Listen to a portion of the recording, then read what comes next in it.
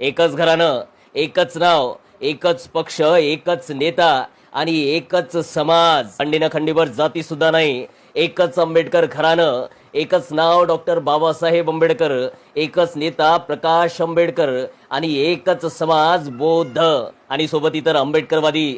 तरी सुद्धा एवढी भयंकर ताकद. महाराष्ट्रातील अनेक मेळावे, अनेक सभा ओसरताना तुम्ही आम्ही अख्खा महाराष्ट्र पाहतोय. मात्र बाळासाहेब आंबेडकरांचा अकोल्यात दरवर्षी भरणारा धम्म मेळावा आणखी मजबूत होत चाललाय, आणखी वाढत चाललाय, मोठा होत चाललाय. ही आहे ताकद आंबेडकरवाद्यांची. तरी सुद्धा आपल्यापैकी अनेक जण म्हणतात की हा समाज, हे लोक मतदानाच्या वेळी कुठे जातात. तर समाजाला बदनाम करू नका. समाज मतदान सुद्धा एकजुटीनेच करतोय.